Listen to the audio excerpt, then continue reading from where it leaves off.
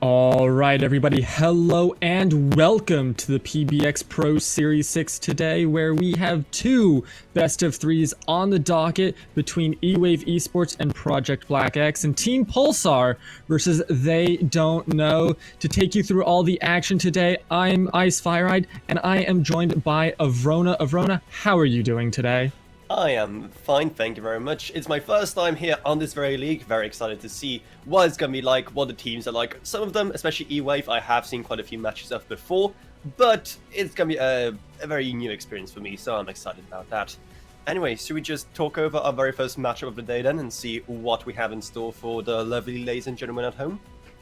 Absolutely. We have EWAVE Esports versus Project Black X. It's going to be a grudge match rematch between their best of one series that put EWAVE going up against Myth in the upper bracket qualification best of one, whereas Project Black X had to go through that the lower bracket finals in their first knockout, and they beat Divinium Academy 2-0, but now they're going up against EWAVE again.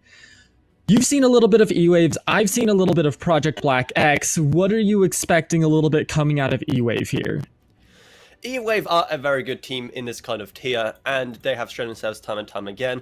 And if I remember correctly, in the last best head-to-head, they beat Project Black X 7-3, if my notes are correct. So that's a pretty big disparity right there. But a lot can change since that last matchup on... when was it? 5 days ago exactly. So hopefully I had time to really think about what went wrong in that match and how they can once again take on this opponent. Yeah, absolutely. I mean, it always comes down to best of one. There's some gimmicks, there's some play in there, but when you get to a best of three, one, it's a longer series. The mental aspects come into play, and then, you know, different maps are potentially at play. I know last time they played on Nighthaven Labs, I believe, so that changes things up a little bit to where now if they do get back onto that map, maybe EWAVE takes it, but there's still two other maps that PBX have the opportunity to take. So we'll just have to see what comes of those map selections, as we're going to take a look at the rosters right now for each of these squads. And for PBX, they're rocking a full Italian squad, and then it's a mixed nationality squad for the side of EWAVE. I don't really see that being too much of an issue, especially if everybody's already all comfortable with each other and they have, you know, those communication lines where they should be. Yes, it's usually not a problem, but of course, when you do introduce new languages into a team, it can very much change the dynamic. Hopefully, you know, I imagine that on one side we have just all Italian callouts, all Italian everything. Most likely English will be the chosen language there. It really should not be an issue, especially seeing what kind of mixed teams we see in pretty much every single tier of Siege now, and what they're able to achieve. But now, I believe, let's just go into those maps we talked about earlier, which we'll be actually seeing, because yes, it is going to be a best of three, so we could be here potentially quite a long time. Anyway, we do see the choices coming up right now. It is going to be Chalet, Consulate, and then, if we get there, map number 3, it is going to be Clubhouse. All kind of very safe picks, apart from maybe Consulate, which, ever since the rework, it's been a controversial rework, I would say. A lot of people were rightfully annoyed with old Consulate. At the same time, this one is still kind of getting to that high level of picks that we see many other maps receive. Yeah, I mean, when you have these reworks, there's always going to be people that are happy, people that are upset, but it's all going to come down to, you know, have they put practice in on the new one? Where do they go from on Chalet? How have their protocols been put into place, and are they able to execute on them? That's really the nitty-gritty of it. They can complain all day long about the remakes, but at the end of the day, it's done and dusted, and now you have to play on the new one. But that's only coming up in map 2, because in map 1, we have Chalet, and we're going to get into that in just a few seconds after a quick word from our sponsor. Huge shout out to IT Discount 24 for sponsoring the PBX Pro Series 6. IT Discount 24 is your refurbished IT partner. Head on over to their website or eBay shop posted in the chat to find all your refurbished PC needs. Whether corporate or private, they'll have you covered.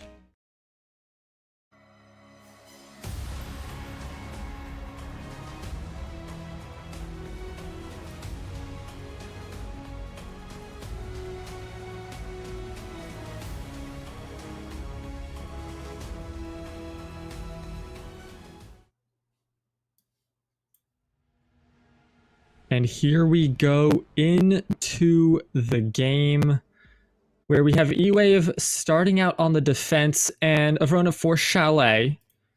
We're getting into the ban phase now, but for Chalet starting on defense, do you think that's the right move, or do you want to be on the attacking whenever you're in a game yourself?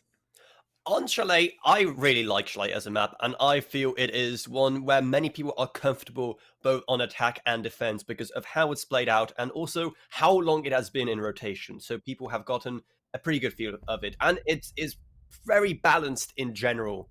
It's also a map because of how much of the map you explore in both of those roles. You get very comfortable with the layout, you get very comfortable with all the angles. So I would be very happy with both, and I expect both of these teams at such a high level to be also happy with both, and they know what to do starting in either role.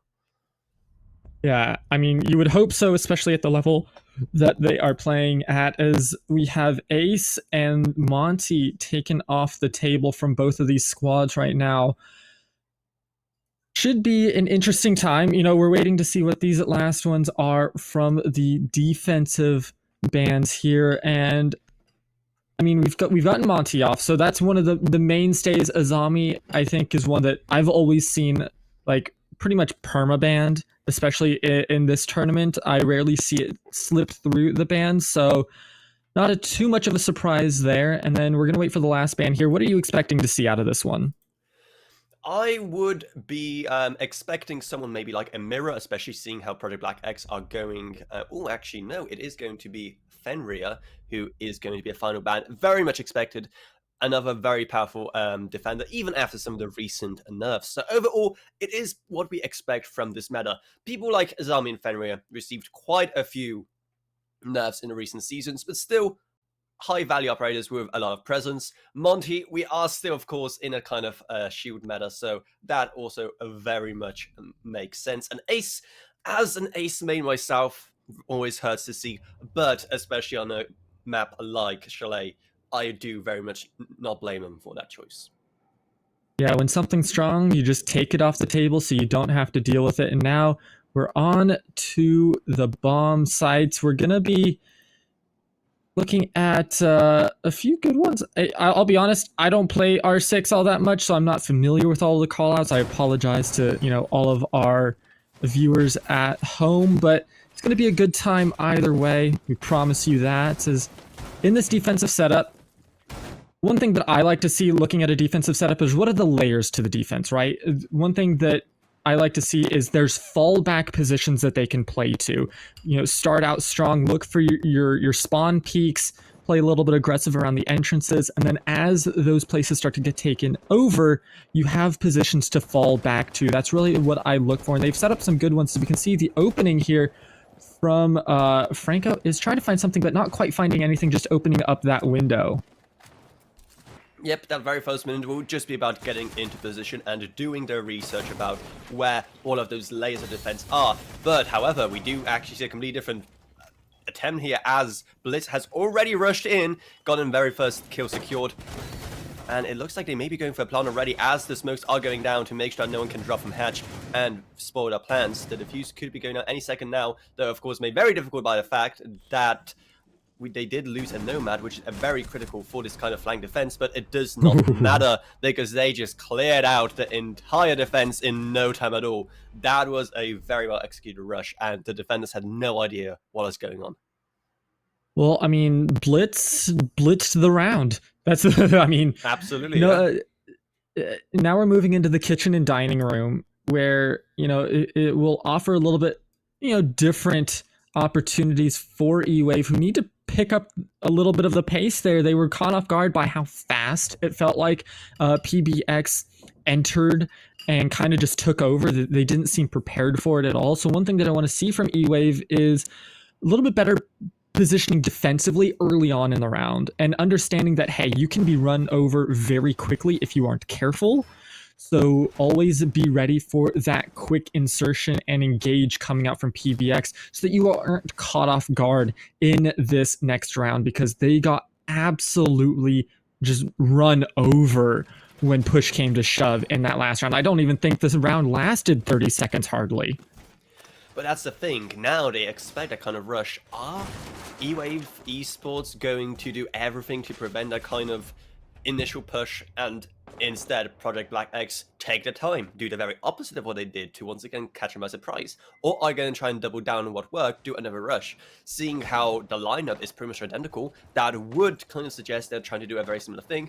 But already we do see a couple of changes to keep it fresh. The Blitz being played by Eto will be approaching from a completely different side of the building, and in general they are, I mean, at this point I'm pretty sure the round was over, but here they're just getting started, entering the building from a completely new angle.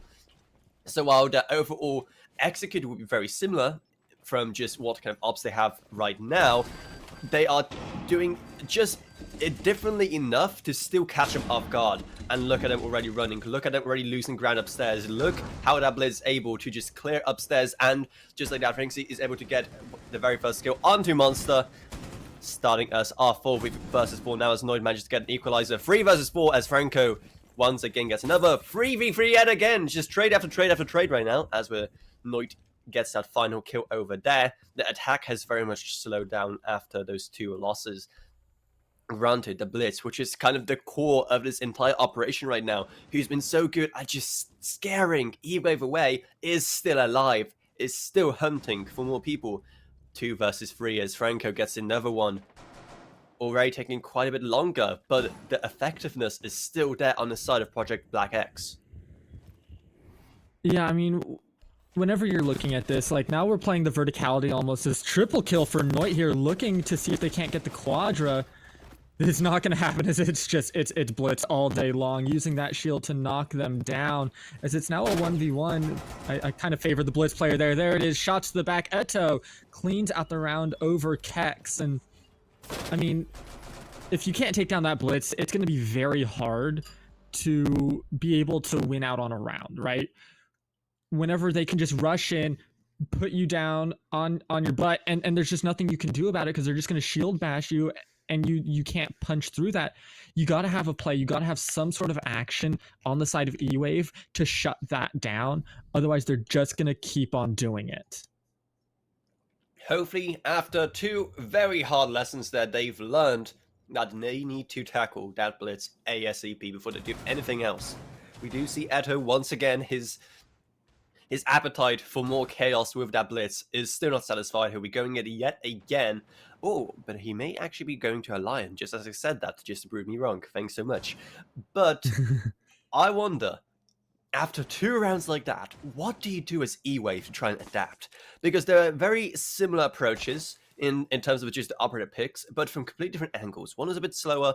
I like how they're just switching up enough to keep it fresh. Switching up just enough to catch EWAVE off guard. So what can EWAVE do to try and adapt to that? I mean, we're now looking at the 3rd floor as kind of the, 2nd floor really, as now where the bomb sites are going to be. The big thing that I want to see is, I want to see them use the verticality of the map to their advantage. If they're unable to use the verticality to their advantage, they're not really going to be able to push through any of the operators that PBX are bringing to the table. And you can already see close moments there where Noit almost had a look, but just could not quite get there in time to make it happen. So already, kind of similar to that 2nd round, it is a bit of a slower approach, and it is actually going to be EWAVE to get the opener, but Project Black X had a very quick response to that, so we're back at a 4 versus 4. Like I said, verticality will be very important, seeing how you can very easily traverse this map, and also how much you can just shoot up to that top floor from pretty much anywhere you want. That's one of my favorite things to do on Chalet, is just to play 1, maybe sometimes even 2 floors over, and just cause carnage from angles they never expect. So that verticality will be very important. Anyway, things have very much slowed down now, but no, Noit manages to finally take down Franco with a powerful boss G. That thing is just such a menace right now in its current form. The chemicals are being also used right now to locate the 4 remaining defenders, and gadgets are also being hacked right now by the Brava. So a lot going on, a lot for EWAVE to manage, but seeing how they have the man advantage, it shouldn't be too overwhelming right now. No, they have some good opportunities to make something happen. As a quick peek out from the other side of this wall, it's going to be Franciscan here in a 2v1, pinned down behind this wall, waiting for the team to come and help, but it's just a crossfire, as it's not going to matter as Kex cleans up the last 2 kills. A little bit of a rough time there for PBX in that round, and a good adaptation and defense coming out from EWAVE. Yep, they were managing to get those trades. They were managing to really answer to everything PBX had on offer there. I'm not saying that approach was bad, but it was just a bit more disconnected compared to what we saw in those first 2 rounds. That new site just didn't really fit them as well as I imagined, given how oppressive that attack was at the very start of the game. They've shown they can very much change things up, not just changing up the site, but also changing up how they really approach that attack. And hopefully with time, as they're kind of learning what PBX have to offer an attack, hopefully, it'll still be a pretty balanced half. Anyway, now we're going to Bar Gaming as our next site. So, new site, new challenges, but also new opportunities to really even things out for EWAVE. This is really going to be EWAVE's opportunity to secure themselves a little bit of a momentum shift in this matchup. Where they lost the first 2, they brought it back in the last one. This is really the time that they need to cement it. If they lose it out here, that really could just be a fluke of a round that PBX hands over. Where I know I was talking with a couple of the members of the org beforehand, and it felt like in their last match against EWAVE that they felt like they just threw a couple of rounds that really transitioned the momentum to EWAVE, and they're coming into this match just trying to play some good, clean Rainbow Six, not trying to make any crazy moments happen, just bringing it back to the basics and securing every single round and not throwing any. That's like their crucial keys to victory in this matchup right now. We do see the very first players like Edo enter the basement as they are making sure that those other parts of the map are cleared, like we're talking about constantly here. Verticality is very important. Both attackers and defenders love using the entire just width and depth of this map to their advantage. We do see quite a few of those air jabs, actually all of those air jabs already deployed, just so no one can surprise Edo whilst below. It's taking quite a bit of time. I mean, it is 1 minute into the round and no deaths yet. That's a first in this match right now. They're really taking their time after the Ascendancy. Oh, here we go. I was complaining about not having enough action. There's a double as the first 2 members of EWAVE go down.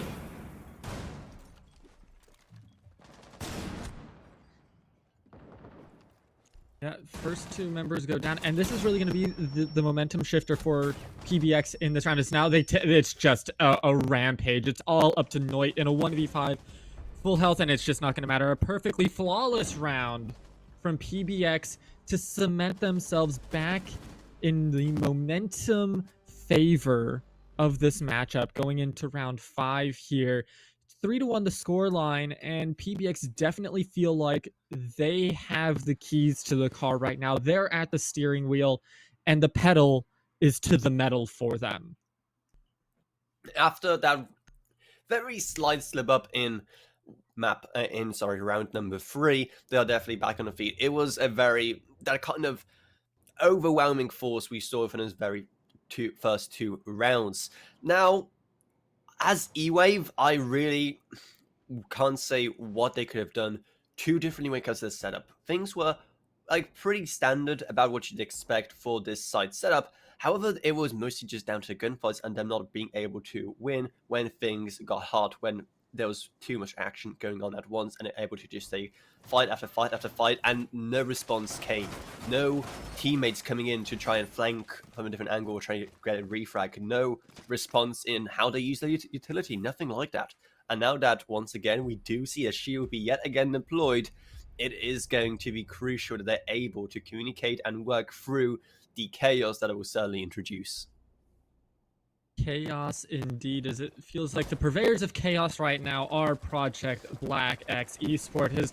We're getting into this round now. Already, though, a spawn peak of magnanimous proportions. Magrostar picks up the first kill onto Bio, And that's going to be a big one for them to start this off in a 4v5.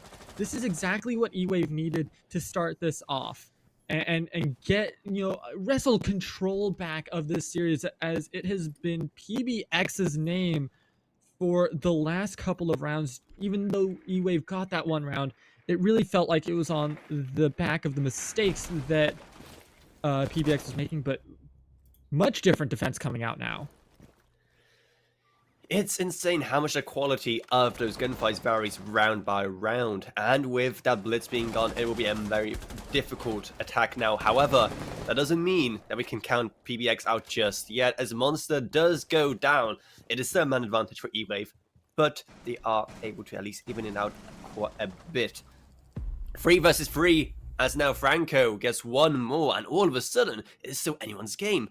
I would have thought after losing such crucial ops like Capital and Blitz, that a strategy could maybe fall apart, but no, by just being able to strategically win those gunfights, they actually brought it back. Unfortunately, it's going to turn into a 3v2, then a 3v1 as Kex and Noid get one each, and all of a sudden, Aurelian is left all on his own. Granted, they are Ascends with all of the 3 gadgets still intact. They have quite a bit of time to work with here, and if EWAVE are not careful, they could be picked off one by one by one. They're trying to get in position, trying to work out some info where they could be coming from. However, it is still going to be an uphill battle, but Aurelian can very much take the time, given exactly how there's still a minute left. Yeah, I mean, there's a lot of time. EWAVE don't need to overpeak this. They can sit back, defend the sites, and force Aurelian to make the mistake that they're looking for right now. As for Aurelian, they have to be on the aggressive, right? It's 1v3, 45 seconds left on the clock. They need to be the ones on the hunt. And with time running out, it's not going to be much longer before either a mistake happens or just time runs out. 35 seconds now, and it's ticking away. Yep, you would have hoped that he at least secured 1 kill in that time, if he wanted all, and it is Kex to finish him off, bringing us to the end of this round. I want to say he could have done more, but with the lack of intel, a lack of real game plan there, a 1v3 is winnable, but he must have tried to commit to at least finding 1 or 2 of those picks much earlier than he actually did there. Yeah, it's very difficult in those situations for sure. But it's still 2-3. EWAVE down around. I think that was the same bomb sites that PBX also lost out on in the previous time. So if it's anything, like history says, PBX should be coming in hard and heavy here with a quick execute like they did in the previous setup on these sites. And this is the time for EWAVE to adapt and understand that what happened last time cannot happen again in terms of the last time they were at these sites. Absolutely. Now, EWAVE are bringing it that much closer, but still unable to bring it to, an equal score for them, and with just 1 round left on defense. This is going to be a 2-4 or a split half. It's very difficult to tell right now, because both teams have shown some pretty great strengths, but also some very weird weaknesses that the other team is able to exploit. So, with quite a few changes going on in the PBX lineup, bringing in actually 2 very kind of strategic entry frags with Ash and Zoph, and with the lack of any kind of Nomad or Capital, this kind of operators that they brought before to deny a certain area of the map or just to act as flank watch, and of course with none of that kind of shield play we've seen from them that has been pretty important thus far. However, none of that matters because Noit almost goes down anyway, and they're unable to secure the kill just yet. So yeah, coming back to that, I want to see exactly what they're able to do with this kind of lineup. Aurelian already gets the very first one, as I don't think anyone's aware he was already so deep into basement and managed to get the retreating Noit. All of a sudden, looking at this new lineup could still cause some very big trouble for EWAVE. Granted, there's taking a bit more time than I imagined with this lineup, but still.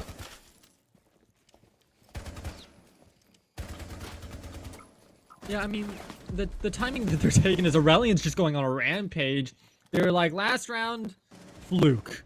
1v3, not my jam, but hey, I will definitely set my team up for success right now as Franco picks up the third of the round.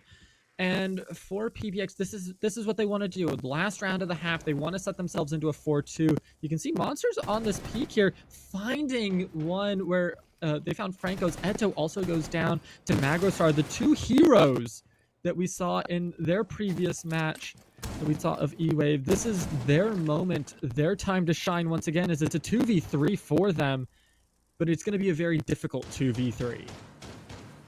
They have to survive the onslaught of PBX for one more minute. They have wasted quite a bit of the U2 already. We have no more B canisters on the side of the Grim, which is going to be very difficult when it comes to actually trying to do an execute and getting the diffuser down.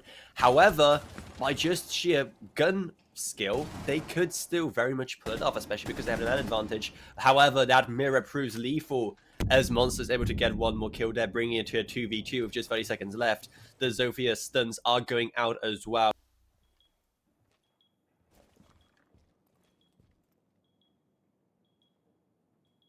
It is going to be an uphill battle. We do know that PBX have some pretty great guns.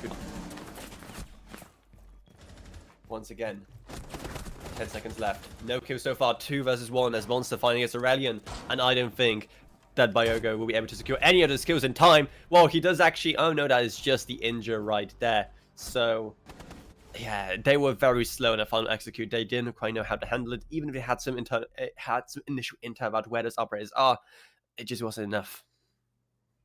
Yeah, and it happens. Now we're going to get the side swap 3-3 on that half. These teams are dead even in this heat right now. And it's on the backs of Magrostar and Monster, who won out in that 2v3 in the last round, where PBX was looking so strong to start things off. Now it is all up to what can they do now that they're on the attack, PBX on the defense. Things have swapped up a little bit. We'll have to see what comes of it, what kind of defense PBX wants to bring to the table. Given how they were on the very first half, which was pretty even overall, given how the score is 3-3, I feel that when the roles are reversed, it will mostly be the same quality of Siege we've seen. So very, very good with some very notable hiccups here or there. So it is going to be interesting to see how they react to these kind of role swaps. I have a feeling it is still going to be extremely even, but we have to wait and see. Maybe one of these teams just has a phenomenal attack, or maybe EWAVE has a phenomenal attack. Maybe PBX are hiding a great defense. We don't know yet. We have to wait and see. You know, just a couple of rounds in, get a kind of gist of how they act on these reverse roles. Yeah, we'll have to wait and see what they decide to do, because anything can happen as we get into this. Looking for EWAVE to find their entry point and how they want to get in, and see if they can't start off on the right foot here with an opening pick that would set themselves up for success. No opening pick just yet. And we are almost a minute down. Oh! It is a Casticus, I swear. Every time I say something, it just the opposite of it happens. 5 versus 4 as Franco goes down. Opening pick for EWAVE will be huge. However, with those okay cores getting out, there could be another one very, very soon. They are taking their time. They are very much making sure it's safe to go in, doing the homework, doing the research, and trying to... Oh, look at that escape from library. However, Kex does manage to get Frankie in the end. It is now a 5 versus 3 for EWAVE, a very strong situation, as those Finger Boosts are also going in, indicating that they'll probably try and go for an attack or a push further into the building very, very soon, because as we can see, a few of them aren't even inside yet, instead providing cover from the exterior of the building.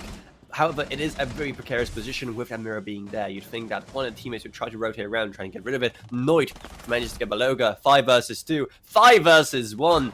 EWAVE are just unstoppable this round, as it's just Edo left, but he will also be dealt with, not before taking out one by himself on his way out. EWAVE said that the past few rounds, those were warm-ups. Those were just warm-ups. We were just getting started with what we were wanting to do, and they came into this round swinging, taking their first lead of this map, 4-3, and setting themselves up for a good, decent bit of success off of that momentum swinging map round that they had just this past round. Now I want to see them continue this just dominance that they had from this past round and set themselves on an even greater trajectory for success. It is going to be a very, very even half, I feel, but what I want to hope for is that PBX are at least able to beat their record with EWAVE from the very last head-to-head I talked about earlier when it went 7-3. So far from the level we've been seeing, I really do believe that they have what it takes to beat that. However, let's just hope that now that they got us 3 rounds in, that's it for the whole of this very first map. Now, again, keep in mind where I said first map, this is a best of 3 after all, so even if they do slip up here, they may have a second wind on Consulate later down the line. There are opportunities as Franco picks off Noit just straight out of the gate. As there are opportunities for PBX, even if they lose this one. It is a best of 3 series to keep our eyes on. So even if EWAVE decide that maybe with this lead we still don't win it, which can happen. We've seen it happen before. If that so happens, there's still 2 opportunities for each of these teams after this to stake their claim and make their push into playoffs. But as we get into this round, we have, of course, now Magrostar taking down Eto, but it's traded right back by Franco, one of the major players on the side of EWAVE. Magrostar is taken off the table, and it's going to be making it very difficult for EWAVE to win this round, as they really do rely on that duo of Monster and Magrostar for a lot of the late round heroics that sometimes have to come out. It is a very... Oh, please tell me that the Scopus is going to switch back and see what's going on. Because the second that the switchback happens, those claymores are gonna go off. So Franco's kind of stuck in his one position unless he's able to rotate down, or one team is able to rotate down and fix that for him. So hopefully he saw what happened there, because otherwise it is going to be a very, very free kill. Anyway, with an advantage of 1 player, we haven't seen too much from PBX to try and make an advantage too much bigger just yet. They are really just letting EWAVE come to them and hoping that they're able to withstand that 1 more minute of the attack. We do see Franco trying to peek and get maybe 1 more play onto jungle, and nothing. Oh, it is instead Monster able to get Franco right there, evening out the scoreline.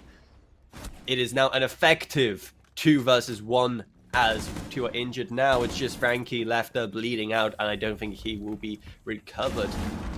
Finkerboost going down to help in the very last charge of this round. Monster secures the kill, and poor Byoga all on their own trying to withstand this. It is a Nomad, it is a Thinker, it is a very deadly duo for this kind of end game, because those air jabs can waste so much of your time, while this Thinker boost can make attackers just withstand so much more of what you throw at them. They are not going for a defuse just yet. Instead, they have to hunt down the final remaining player, and they do, as Basque gets the very final kill onto Baloga. Yep. They used the flash perfectly to deny sight from Byoga, and then it was just, walk down the stairs, take that kill, and set themselves up with the 5-3 so far. Going to be up now, Project Black X on the back foot in terms of momentum, as EWAVE have taken the last 3 rounds away from them. And PBX, they need to step up.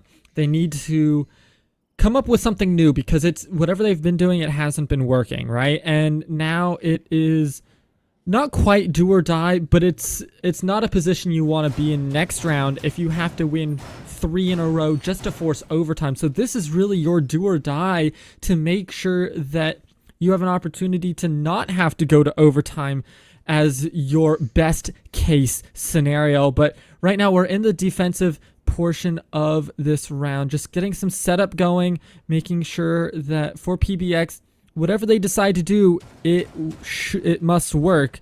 As with time for insertion at 5 seconds, EWAVE they're ready to ride the wave to victory here in this round. I'm starting to get a bit scared that it will just be another 7-3, that PBX will not be able to improve that last scoreline against EWAVE. However, the night is still young and anything could still happen here. We do see quite a few interesting changes in the lineup from PBX, including the clash play by Edo. That guy just likes his shields, huh? So hopefully that will be the core of the defense, keeping EWAVE at bay. On the other hand, EWAVE are also prepared themselves.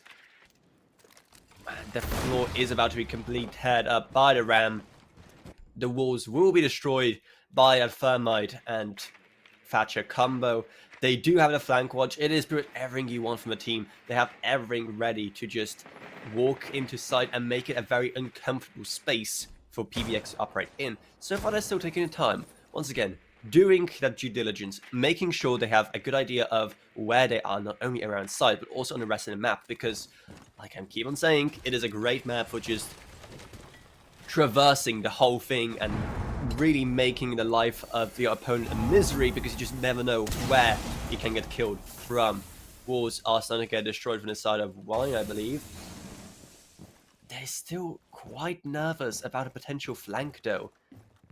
And that we can see that kind of long rotate happening right there as they're just trying to get in position, make sure it's safe to finally go in. The diffuser is going to get delivered. As it looks, they'll be taking a very... Is the whole team going via wine? Right now, I believe every single player is in a kind of car garage wine area. Franco will be the very first one to get a kill here on the Kex. That is Ram gone, but Ram has already done the job of destroying the floor. And, in fact, by Roga then as well, bringing it into a 4 versus 4 clash, taking a bunch of damage, but still alive. Never mind, finally being taken out by Basque. The main wall just now going down as they're rotating some of the resources. However... No, look at that. It is going to be slowed down quite by Franksy. Are they able to get the wall in time? With so little time left, I don't think they have what it takes to do that. Instead, they have to rotate yet again, take the diffuser back to Wine. 3 versus 2 as Bass gets another one. So even though they're doing this very weird dance and being very undecided, they're still just waltz into sight and... But they did not expect Aurelian to come back from behind, making a 2 versus 1. Diffuser still in the hands of EWAVE, but are they able? Oh, look at that deployable shield just destroyed under the sheer weight of Aurelian getting tossed by the air jab. That won EWAVE quite a bit of time, but C4 is being tossed. Diffuser will go down. They know Aurelian is there in blue, and Noid will be the one to take him out once and for all. Rough start there for EWAVE, but they were able to bring it back and secure themselves the round victory.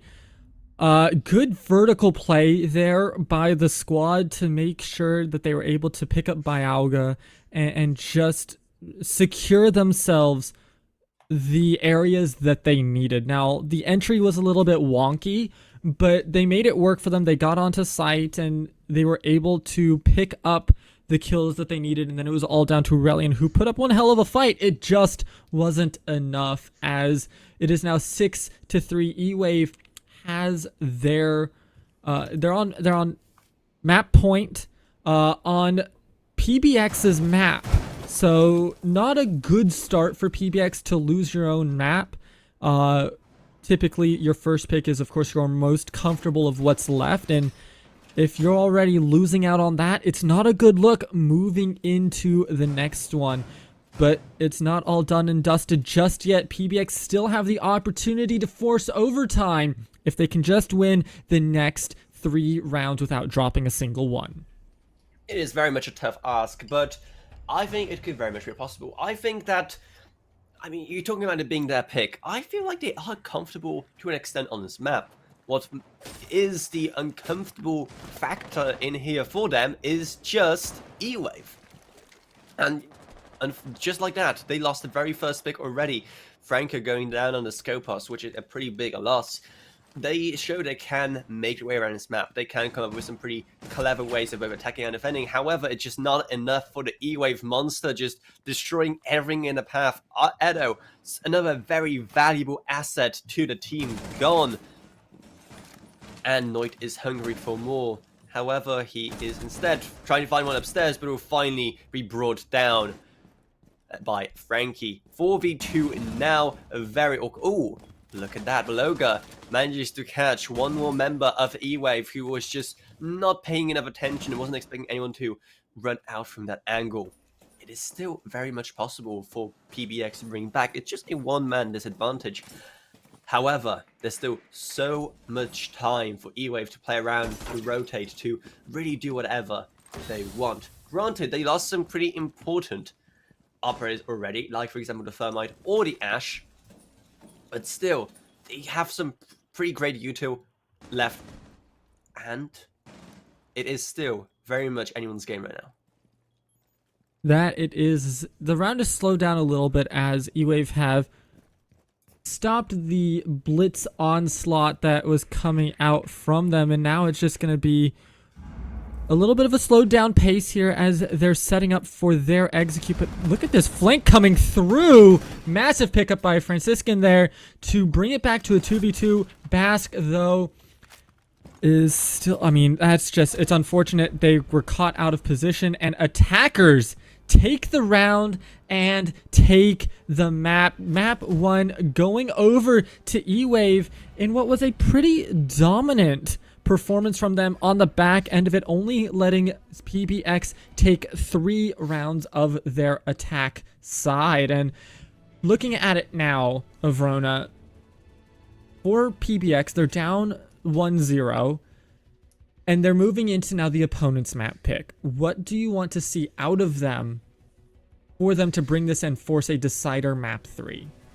They have to be much better at trading, in my opinion, and being able to one-up EWAVE in those crucial segments of their game. Right now we saw that EWAVE were able to take the time, they're able to secure huge chunks of the map completely unchallenged, while PBX just bunkered down and didn't put up too much of a fight until it was too late. Now, EWAVE did have the downfalls as well. It was still a 7-3, it wasn't a flawless game or anything. However, PBX just need to do better in those main factors right there if they want to stand a chance. I'm really hoping that they're able to improve that score once again, what I'm constantly talking about, but they need to really figure out what it is that is bringing them down, what it is about EWAVE's playstyle that's making them so uncomfortable even on their own map pick, because that's the thing that we need to examine here. If this is the map they really wanted to play, how come they can go 7-3? What is it EWAVE brought to that map that just destroyed the perception of, you know, how they usually play the map? Yeah, absolutely. And with that, we've heard what PBX needs to do. We're going to see if they're able to actually execute on those items. But for now, we're going to send it to a quick break. And when we come back, we're going to be here with map 2 between EWAVE Esports and Project Black X. This is not one that you're going to want to miss. We'll be right back.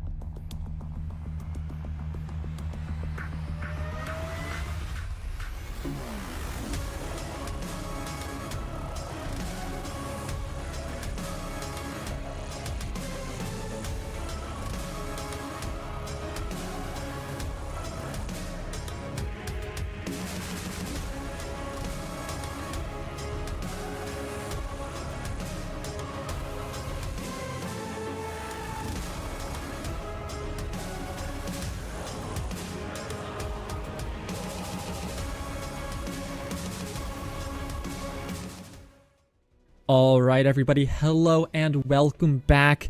It's our faces. I'm Ice Fireeyed. I'm joined with Avrona. Unfortunately, we have some terrible news in store as Ubisoft servers are unfortunately down. Therefore, neither of the games that were actually happening right now, as we also had one that was about to start off stream, can be played. So for the continuation of this series between EWAVE Esports and Project Black X, that's going to be continued at another time, as well as the matchup that was happening off stream between, let me grab it here, Aku and Nexus 77. That will also be happening at a later date as well, most likely tomorrow.